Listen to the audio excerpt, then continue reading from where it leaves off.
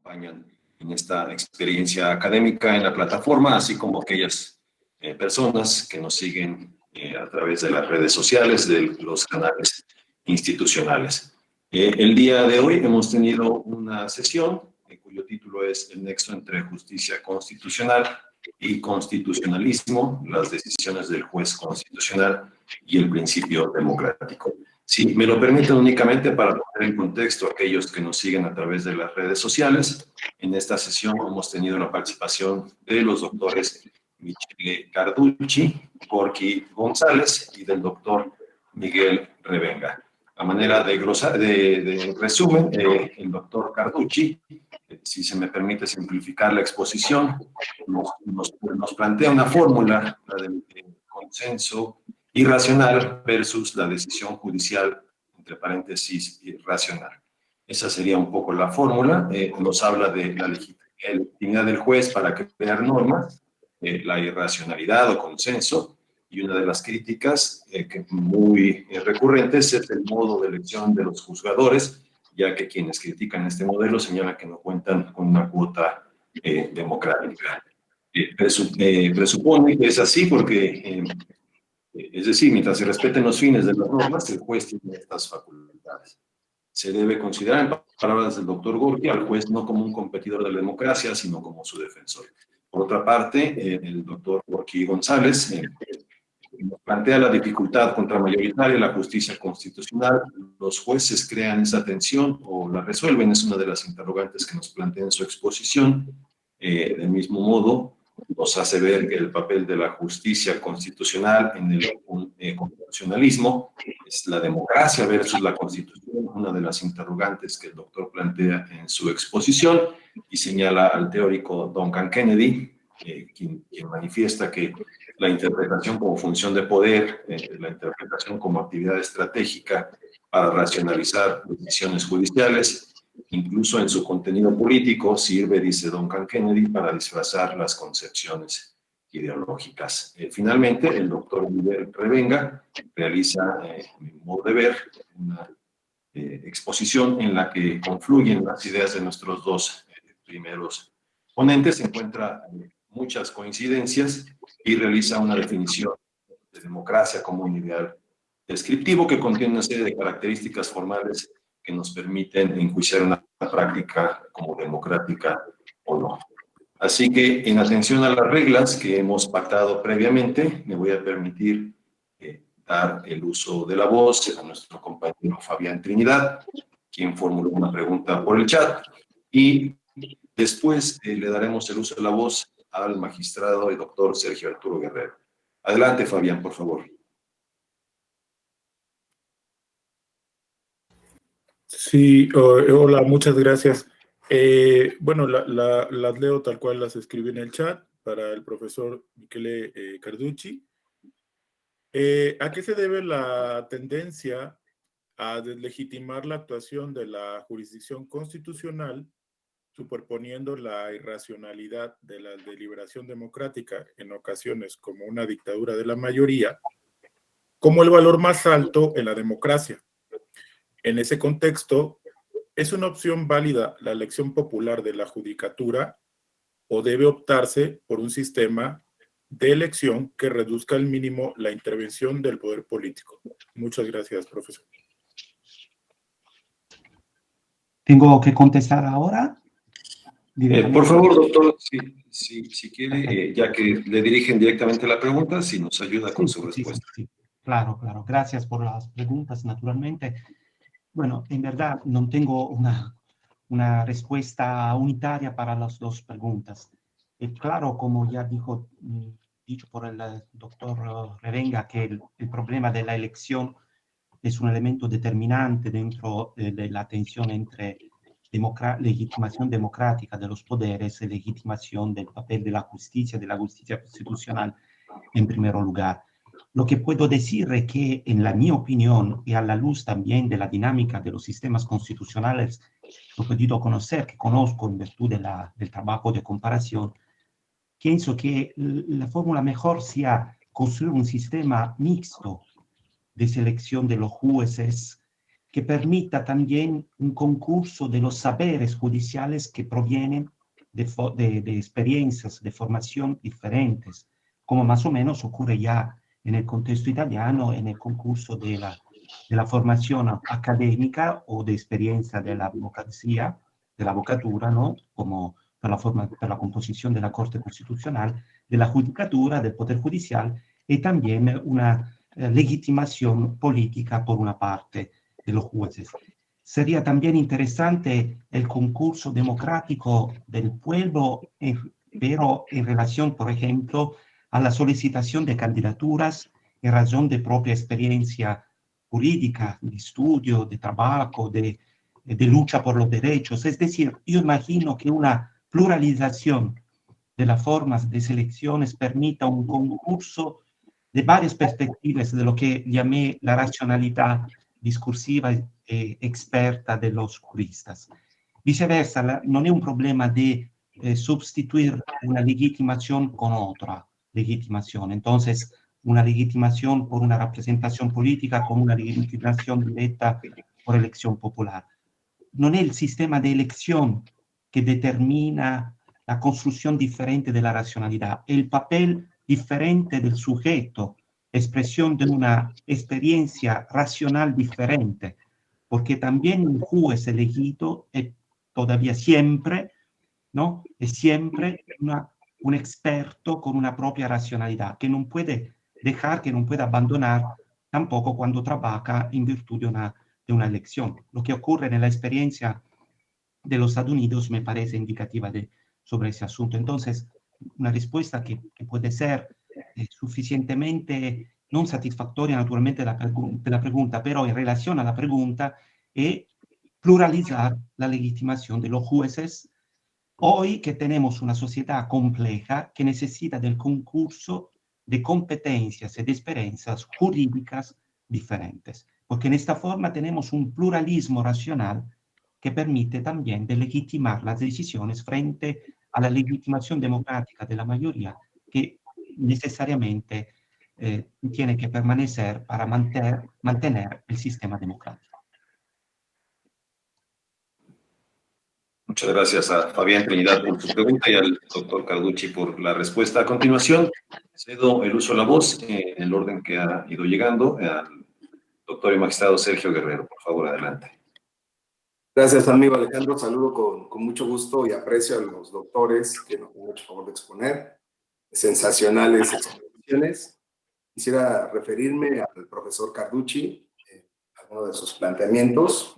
Voy a tratar de ser muy concreto, profesor, esperando ser claro en mis planteamientos. Primera, creo yo que el planteamiento parte de una postura que consiste en medir todo lo útil, lo importante a partir de la racionalidad. Se asume que la racionalidad es el parámetro a partir de lo cual podemos medir absolutamente todo. Esto es un epistemologismo muy eurocentrista, en el que pues, se le da demasiada importancia, sobre todo colonizadora, al concepto de razón. Y bueno, esto tendríamos que plantearnos si es así, ¿no? Claro que detrás de esta idea del racionalismo y su capacidad de medir todo, pues me gustaría saber si usted acepta que hay incluso diferentes capas o niveles de racionalidad, no nada más estas que se hacen en sentido fuerte de la doxa frente a la epísteme, de origen muy griego, por cierto, y en el cual se fundaron los principios de la ratio scripta romana, ¿no? El derecho como razón escrita, y usted decía, bueno, pues la ruptura epistemológica que hace el sistema democrático, porque ahora la ley ya no es la ratio scripta, sino que es producto del consenso. Pues si uno asume que hay más de un tipo de racionalidad o capas de racionalidad, pues encontraría que al menos la actividad democrática, en específico la construcción de leyes, también tienen en alguna medida razonabilidad. Es decir, por ejemplo, una razonabilidad de las leyes es lingüística, ¿no? Se produce al menos en un lenguaje que sea entendible. No siempre es ininteligible la legislación, no siempre es vaga, no siempre es contradictoria, y además también tiene una razonabilidad pragmática, es decir, trata de que los sujetos se ajusten a a las reglas que establece, ¿no? A las pautas de conducta. Es decir, no todo lo que hay del lado de la actividad democrática, exactamente la afiliación es irracional en sentido estricto. Pero además hay algo que me llama mucho la atención, que la función judicial, el control constitucional, la justicia constitucional, se coloque del lado del episteme, es decir, que los jueces tenemos pretensiones epistémicas cuando pues ha sido cuestionada la cientificidad, por ejemplo, de la dogmática jurídica, que muchos la reducen a una simple técnica, una reorganización de la legislación positiva, en otras palabras, o cuando, por ejemplo, es un argumento totalmente irracional en los tribunales, el conservadurismo. Seguir precedentes solo porque son precedentes como dogmas, no porque estén ajustados a la lógica en sentido estricto. O sea, en otras palabras, también en la decisión judicial también puede haber cierto nivel de irracionalidad si uno coloca a la decisión judicial en epísteme y no en la doxa. ¿Qué opina usted, profesor Carducci, de que pues en realidad tanto la actividad legislativa, democrática, como la actividad judicial no son más que dos ramas de la razón práctica? Es decir, ambas no son razones teóricas, no es una cuestión de epísteme. Los tribunales tampoco tenemos pretensiones epistémicas. Y ya puse dos ejemplos, ¿no? Los tribunales además también se enfrentan a paradojas de más de una opción posible. Es decir, los tribunales, sobre todo en órganos colegiados, y los jueces mismos, razonan a partir de interacciones de diferentes agentes racionales. No hay una sola razón de por medio, y por eso mi pregunta acerca de si aún así se sostiene que la actividad democrática es doxástica o doxológica, como usted, frente a la actividad judicial a la que le atribuye funciones epistémicas. Muchas gracias, doctor Carducci, espero haber sido claro. Gracias a usted. Sus consideraciones son bien importantes, complejas, profundas. Entonces, agradezco por su intervención porque verdaderamente un estímulo. Concordo sobre la premisa, es decir, que cuando vamos hablando de racionalidad tenemos que tomar en cuenta el color de la razón. Es decir, cuál racionalidad, cuál razón se encuentra en este discurso sobre la tensión entre democracia y poder judicial. Entiendo que el contexto latinoamericano es un laboratorio importantísimo para construir otras racionalidades y buscar otras racionalidades, o una dimensión también epistémica diferente, lo que es importantísimo, pero la idea que yo tentaba de construir con mi propuesta de lectura de la tensión entre poder judicial y poder y democracia era simplemente de naturaleza, para decir así, metodológica. Es decir, la democracia vive de toda manera, en cualquier lugar, principalmente necesariamente de una representación popular, porque también la experiencia latinoamericana de la así llamada democracia comunitaria, democracias comunitarias, formas interesantísimas de participación popular, pasan también a través de tomada de decisiones que se encuentran de la forma de la representación, como puede ser un presidente de la República, un parlamento, etc. Segundo, entonces, cualquier democracia necesita de una representación y la representación produce inevitablemente situaciones de contrasto, de irracionalidad en el sentido de no construir soluciones adecuadas al conocimiento del mundo. El mundo es complejo, no existe una única racionalidad, pero el procedimiento judicial es un lugar que permite de discutir sobre esos asuntos, lo que no necesariamente ocurre dentro de una asamblea deliberativa representativa. Ese es el núcleo que yo imagino sea importante para focalizar este tema, lo que no significa imponer una específica racionalidad. Claro, concordo también que esta es una lectura eurocéntrica, pero eurocéntrica no por selección personal, por razón histórica, porque es el legado de un proceso histórico construido en Europa y expandido en el mundo, lo que no significa que sea el mejor, pero es una realidad con la cual tenemos que discutir.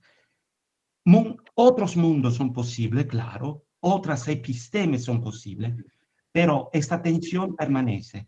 El papel del juez, imagino, pienso, por ejemplo, a todo el debate latinoamericano sobre el reconocimiento de los derechos de la naturaleza, que pasa también por medio del papel del Poder Judicial, por medio de una razionalidad diferente de la razionalidad eurocéntrica, de un episteme diferente, pero dentro un sistema que construye una lógica que no permite exclusivamente a los intereses, a la presión egoística, a la presión contingente de una asamblea deliberativa de prevalecer. Esta es la lectura que me permito de construir.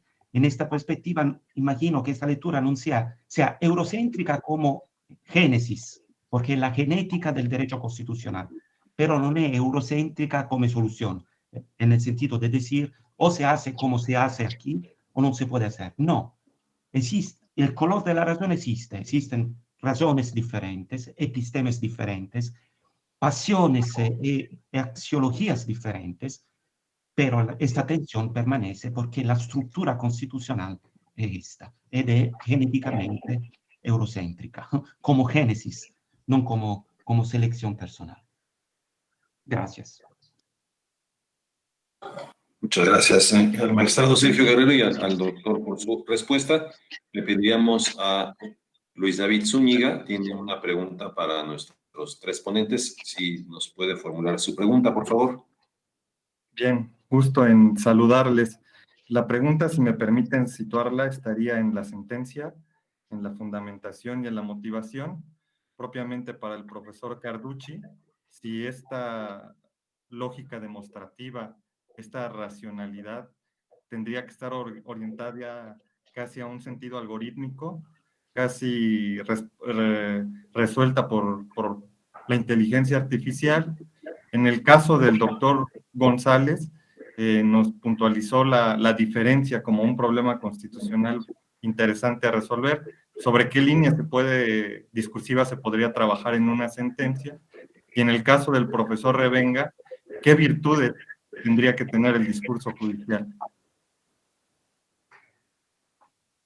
Muchas gracias. Si están de acuerdo, podríamos dar el uso de la voz a nuestros ponentes en el orden que expusieron, es decir, el doctor Carducci, después el doctor González y al final el doctor Revenga. Sí.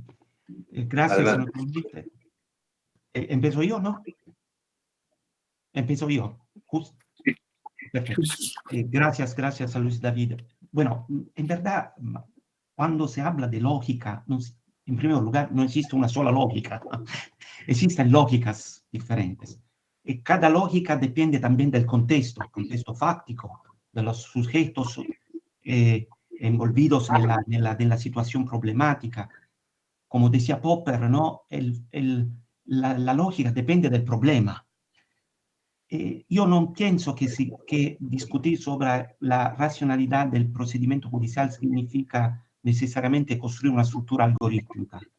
Significa construir una struttura donde el discurso puede ser controlado por medio del discurso plural de los participantes al procedimiento, puede ser controlado por medio de una struttura lógica del pensamiento, que puede ser de diferente naturaleza, formal, sustancial, demostrativa, inductiva, pero es un lugar que impone este tipo de confrontación, lo que, una vez más, como ya ha dicho, no necesariamente ocurre dentro una deliberación asamblear, donde pueden prevalecer intereses, presiones particulares, relaciones de fuerzas. Entonces, la lógica no es sinónimo de algoritmo. El algoritmo es una combinación específica de una determinada lógica dentro una struttura cerrada del sistema, como es, por ejemplo, un sistema computacional. Pero el sistema jurídico no es un sistema cerrado. Y a pesar de la perspectiva sistémica de Luhmann y otros, es un sistema abierto a todas las contaminaciones de la experiencia humana. Entonces, la lógica necesita que sea parametrata a la complejidad humana y no a una estructura formal rígida.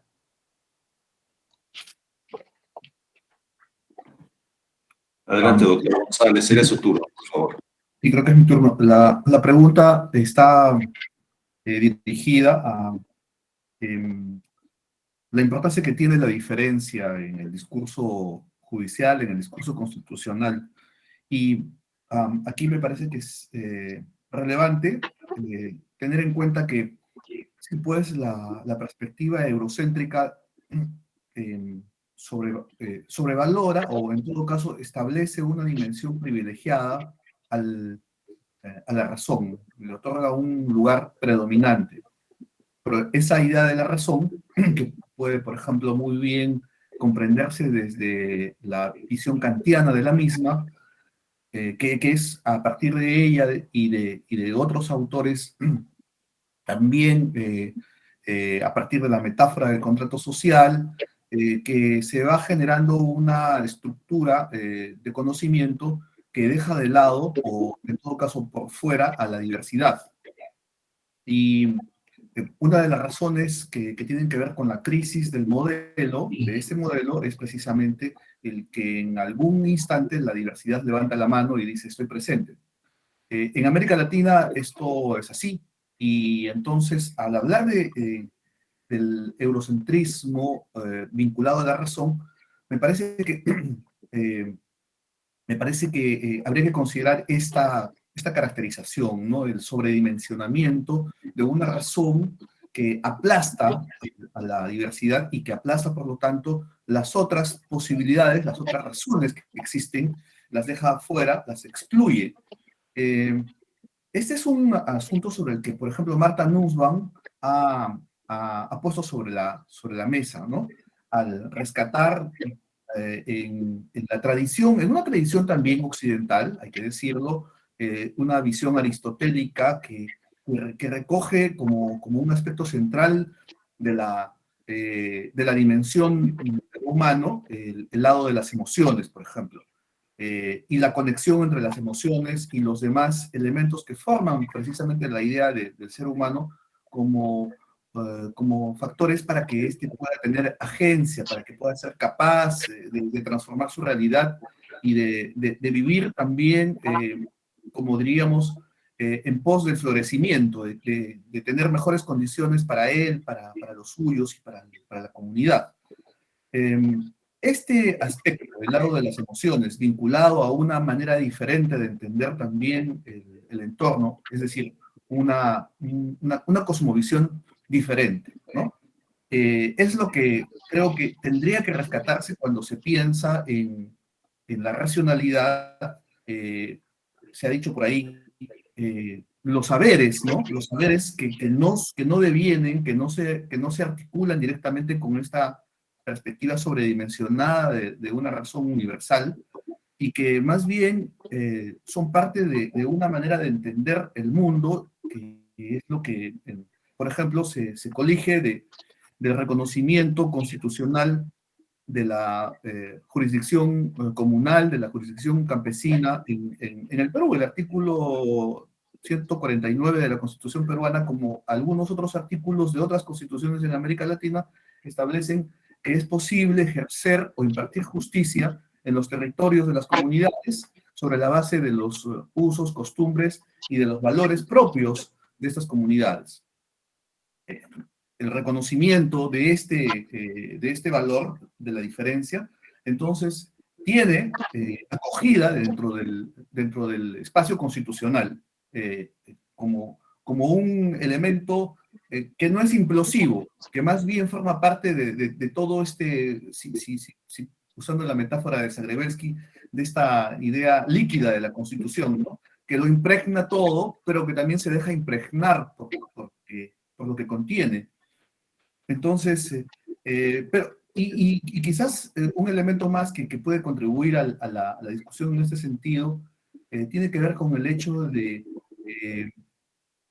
cuánto se puede incorporar en un discurso judicial concreto este elemento de la diferencia. Iris Marion Young, esta politóloga norteamericana, escribe al respecto cuestionando precisamente la idea de la racionalidad o la idea del discurso racional, incluso el más progresista, porque desconoce la importancia de lo que puede desencadenar la otra racionalidad.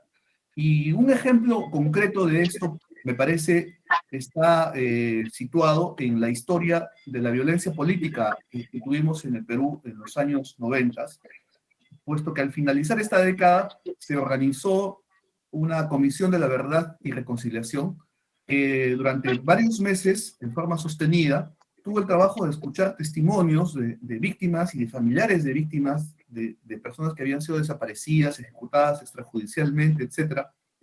Pero estas personas que narraban sus vivencias de todo este periodo, lo hacían en quechua, es decir, en un idioma originario, o en aymara, o en otros de las 43 lenguas que existen como lenguas nativas, originarias en el país.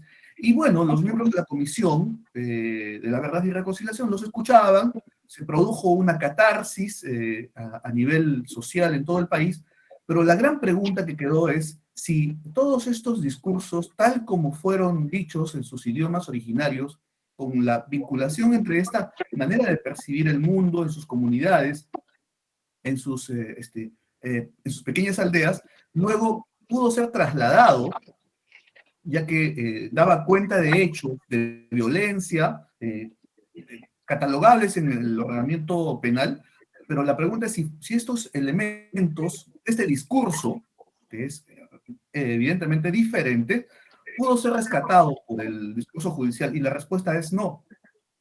Entonces, me parece que ese es un desafío que tiene el discurso constitucional, el discurso judicial y la propia teoría de la argumentación jurídica que se ha de alguna manera expandido en América Latina, por lo menos en algunas de las más importantes universidades, y finalmente yo diría que en un sector muy importante de la academia, y me refiero a la teoría de la argumentación jurídica estándar, ¿no? Que de la misma manera que antes el positivismo jurídico lo que hace es recoger una versión absolutamente, diría yo, racional de lo que constituye el hecho o los hechos que son parte del proceso respecto del que los jueces tienen que pues, pronunciarse, ¿no? Entonces, no sé si tengo una respuesta, lo que he hecho es un poco problematizar el planteamiento que nos ha hecho Luis, y sí, me parece que eso es lo que podría decir. Sí, esto sobre la cuestión de la forma, las virtudes, ¿no? Creo que decía el que ha preguntado del razonamiento judicial. Bueno, yo creo que una vez que se ha caído, ¿no?, el mito, el pie forzado del razonamiento silogístico, donde la sentencia era un amontonamiento de resultandos y de considerandos, pues el juez tiene libertad para elegir, una libertad relativa, pero tiene libertad para elegir el itinerario argumentativo, vamos a decirlo así. Lo que a nosotros nos llega finalmente es el resultado de una deliberación, ¿no? Normalmente no hay publicidad de cómo se decide. Normalmente hay excepciones, pero generalmente nosotros enjuiciamos el razonamiento por el resultado, por el auto, por la sentencia, por la decisión de que se trate. Entonces, ¿cuáles son las virtudes? Pues mire, lo voy a decir de manera muy breve, las que a veces echo en falta cuando leo resoluciones judiciales. En primer lugar, en cuanto a la forma, pues diría que la elegancia en el estilo. En segundo lugar, la sobriedad, la claridad.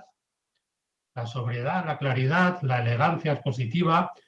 En relación con esto, creo que es muy importante que el tribunal, que al fin y al cabo tiene que expresar no la opinión de los miembros que lo componen, sino una opinión institucional, pues es muy importante que identifique perfectamente cuál es la ratio decidendi en la resolución, y eso se distinga perfectamente de lo que son consideraciones adicionales, ¿no? Las obiter dicta, como se suele decir. En relación con esto, yo creo que cualquier resolución judicial debería evitar el exceso de autocitas, es decir, debería ahorrarnos el trabajo de leer a veces de manera verdaderamente cansina y abusiva, ¿no? Pues todas las referencias a resoluciones anteriores. Y en relación con la sobriedad, pues yo creo que a cualquier tribunal también debería de explicar las razones, si es que concurren, para que considere que tiene que apartarse de un precedente establecido por el propio tribunal.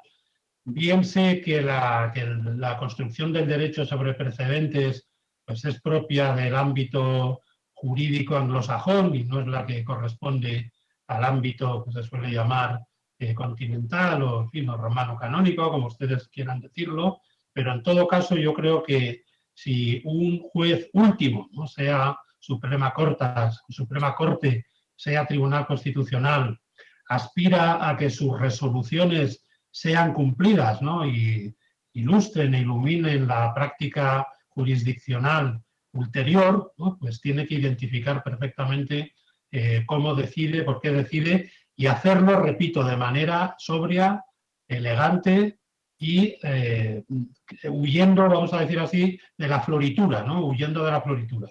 En el punto, digamos, ideal, ¿no?, pues lo idóneo sería no ya que los operadores jurídicos entendiéramos lo que dicen los jueces, ¿no?, sino que cualquier ciudadano con una cultura básica, con un mínimo de cultura, pues pudiera leer con provecho y con entendimiento lo que sus jueces, ¿no?, establecen. Ya, eso es lo que quería decir en cuanto a las virtudes. Muchas gracias a nuestros ponentes por sus respuestas. Le consulto respetuosamente a todas y a todos. Si alguien tiene alguna pregunta, es el momento. Karen, Ivette, por favor, brevemente, si es tan amable. Gracias, buenos días a todas y a todos. Fueron unas ponencias sumamente ilustrativas. Dicen que uno conoce su realidad a partir de que nombra las cosas. Y con los tres profesores conocí varios conceptos que la verdad desconocía. Tenía la idea de facto, pero no cómo se denominaba cada cuestión. Entonces les agradezco el que me hayan ayudado a ponerle nombre a ciertas situaciones. En ese sentido, tengo una pregunta para el profesor Miguel Revenga. Nos hablaba de que una de las situaciones para los jueces y juezas es que debe salvaguardar las reglas del juego democrático, y esto lo hace a través e incluso la liberación de los canales de comunicación. Me preguntaba más bien en el otro sentido, ¿qué pasaría si es posible que los jueces y juezas no solamente liberaran los canales de comunicación, sino que pudieran llegar a implementar ciertas restricciones que obviamente no fueran lesivas? Lo veo ahora en el marco de las redes sociales y, por ejemplo, la violencia política de género, que se habla mucho de la libertad de expresión, de que la población se pueda llegar de información, pero esto es a costa de la vida o vida privada o críticas que no son del desempeño de las candidatas o servidoras públicas y viven estas lesiones. Entonces, ¿hasta qué punto es que puede liberar los canales de comunicación o hacer estas restricciones? Y a los profesores Gorky González y el maestro Miguel Carducci, veo que la situación de que dicen, bueno, se pueden promulgar normativas que facultan esta legitimación de interpretar a los juzgadores y juzgadoras. Pero ¿qué pasa cuando no hay una representación? Hablamos como de una especie de espejismo, de un supuesto pluralismo en la conformación de los distintos órganos camerales. Entonces, no existe la suficiente representación, como por ejemplo dice la filósofa Gayatri Spivak, ¿no? Debe existir una suficiente representación en los espacios de poder y toma de decisión, donde existan población que sí represente las necesidades y las formas reales de solucionarlo. Pero cuando contamos con acciones afirmativas en el ámbito electoral, en materia indígena, por ejemplo, o de mujeres, que es muy poco ahorita lo que se ha logrado, ¿qué tanto habría de legitimidad en esa promulgación de leyes que a su vez faculta la legitimación para interpretarlo? Y entonces creo que esto como que restringe. Y luego cuando volvemos también pluralista y se vuelve elitista, porque algunas personas dicen, es que no toda la gente debería de estar en esos espacios de poder, porque también vemos una especie de analfabetismo por parte de los integrantes, independiente de que tengan o no asesores o asesoras jurídicas, ¿no? Era lo que quería preguntarles en relación con la integración, porque no siempre están todos los extractos de la población en esos órganos de decisión que legitiman al actor de los juzgadores. Gracias. Bien, bueno, muchas gracias por su pregunta, que es muy interesante. Cuando me refería al papel del Tribunal Constitucional, el juez último en definitiva, como guardián de la limpieza del proceso deliberativo, lo que hacía era reproducir la célebre tesis de Eli en ese libro que se llama Democracia y Desconfianza, donde él recupera una nota a pie de página, que yo creo que es la más famosa de todos los tiempos, de una sentencia de 1938, Caroline Products, donde el Tribunal Supremo habló de minorías aisladas y sin voz. Entonces, él lo que defiende es que cuando hay minorías que no tienen posibilidad de hacer oír, ¿no?, de hacer valer sus intereses o hacer oír su voz en la escena pública, pues el tribunal tiene que estar atento para facilitar que no se produzcan, digamos, esas discriminaciones, ¿no?, ese manto de silencio. En definitiva, que emerjan todas las voces para que se pueda resolver más o menos con una tendencial igualdad de oportunidades. Ahora, lo que usted plantea, pues por supuesto tiene el máximo interés, pues es la situación en la que ha desembocado, ¿no?, la libertad de expresión en la era de la comunicación digital, ¿no?, que ha destruido pues esa diferencia que había entre profesionales de la información y consumidores de información, ¿no?, y que pone pues en tela de juicio pues todas las construcciones sobre los fundamentos de la libertad de expresión, la creación de una opinión pública, etcétera, etcétera. Mire, usted sabe muy bien que los jueces en esto pues tienen una función limitada, ¿no?, porque un juez decide en la medida en que alguien le pide que decida, ¿no? Esto lo que nuestros amigos italianos llaman la terzietà del juez, ¿no? El juez no tiene iniciativa para actuar, ¿no? O en términos norteamericanos, la virtud pasiva del juez.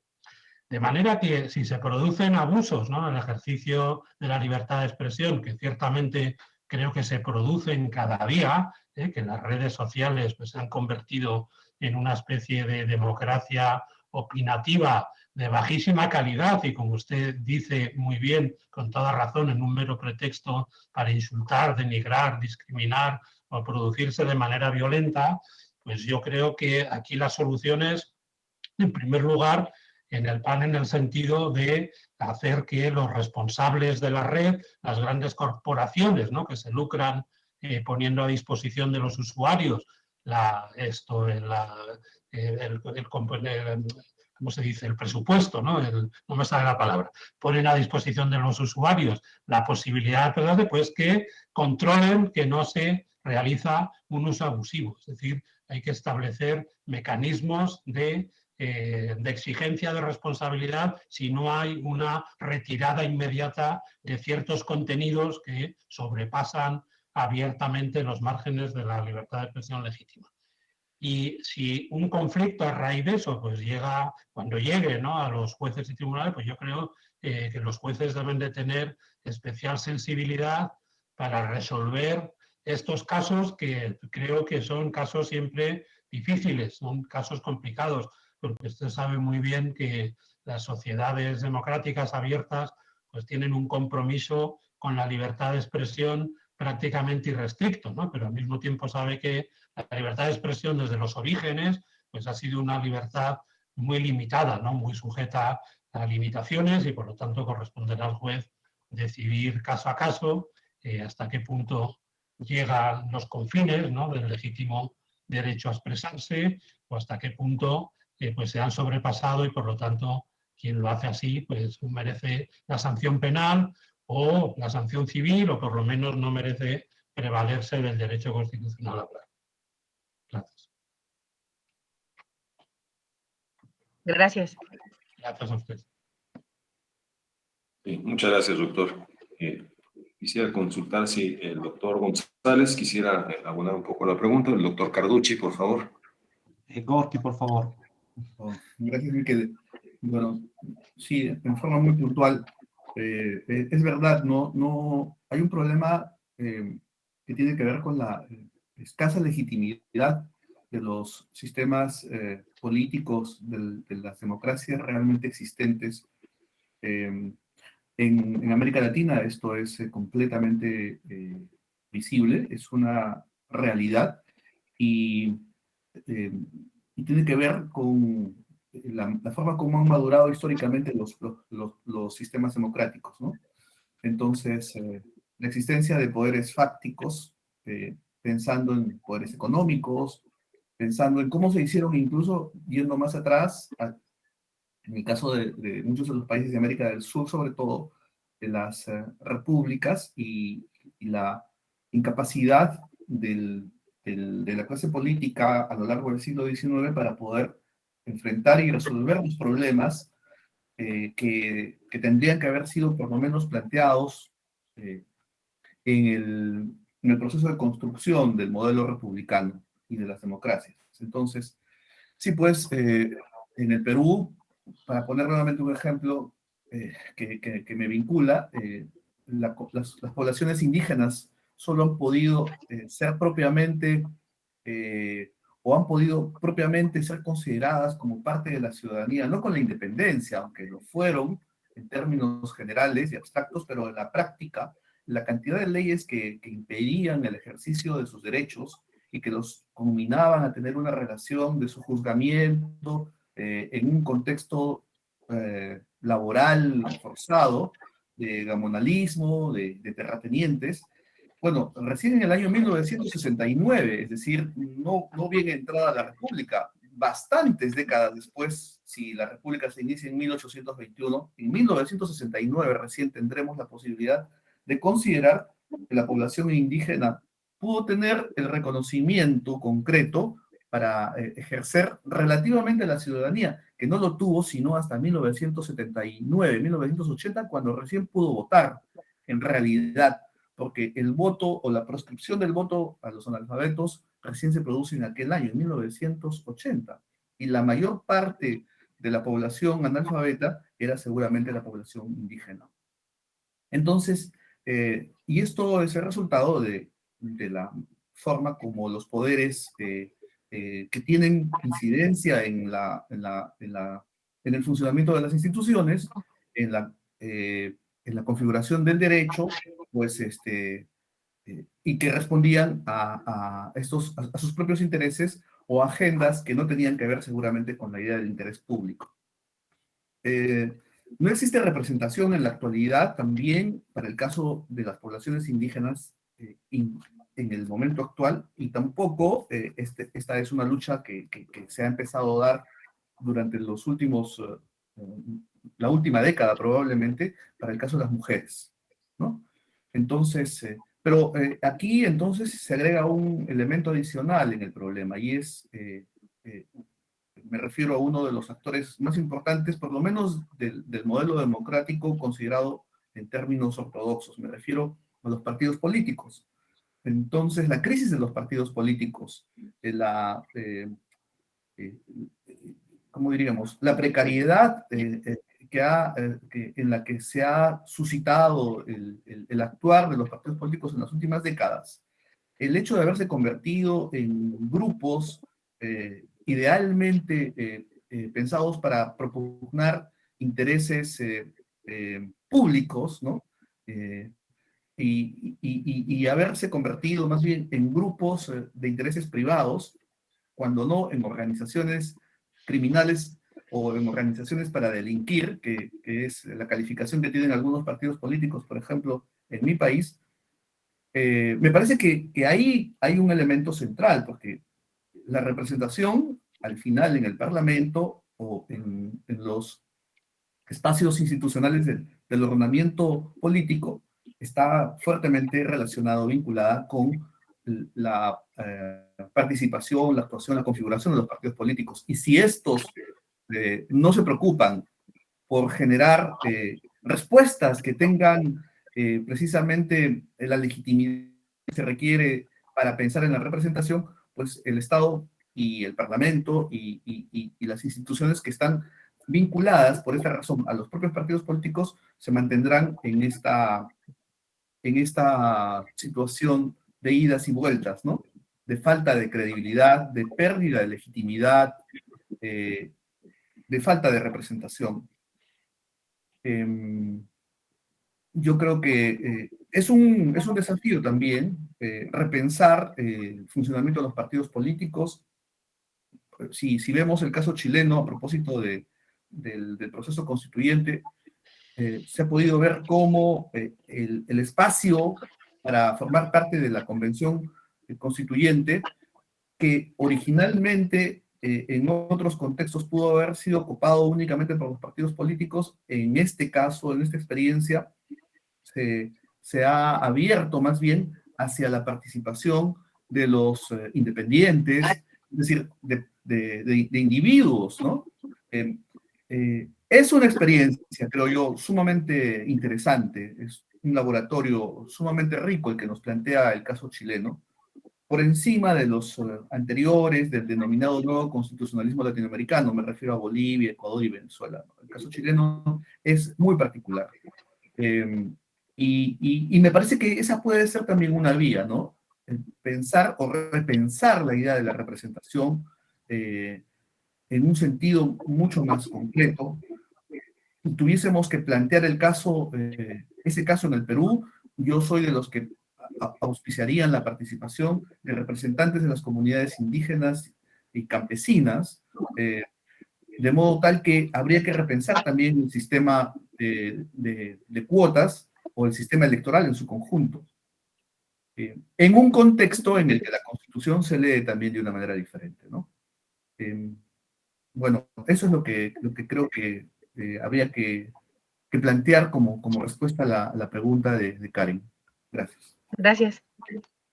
Gracias, doctor González. Doctor Carducci, por favor, menciona el tiempo en 2 minutos y nos puede dar su respuesta. Muchas gracias. Sí, muy rápidamente, gracias. En verdad, gracias a las solicitaciones, a las consideraciones de Karen, y concordo sustancialmente con las observaciones del doctor González de Gorky.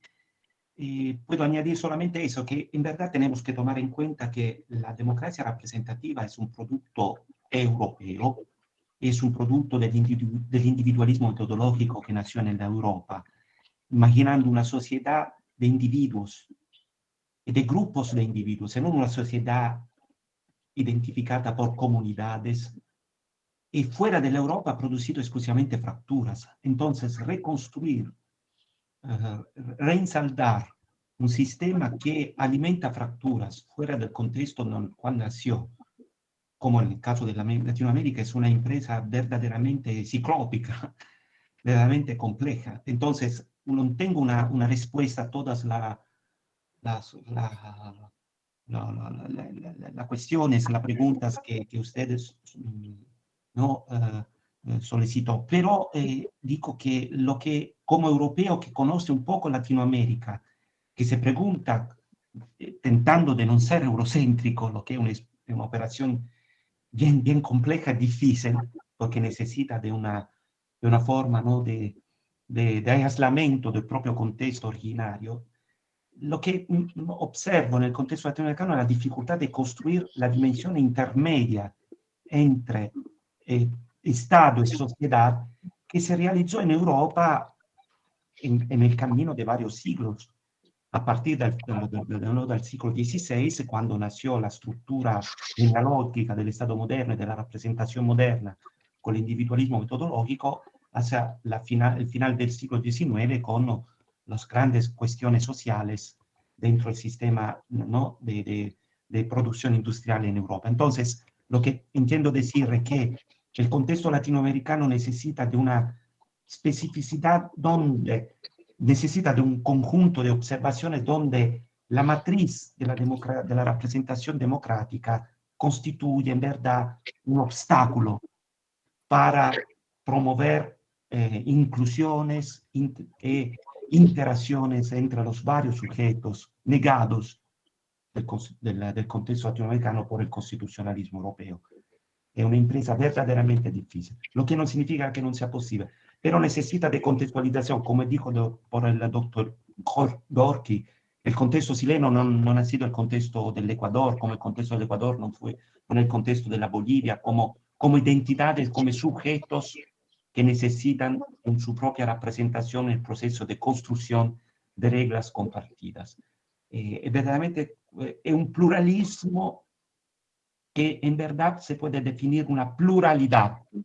Viceversa, el contexto europeo no ha conocido esta complejidad. Hoy se encuentra frente al tema de la inmigración, de la presencia de identidades nuevas que necesitan también de representaciones.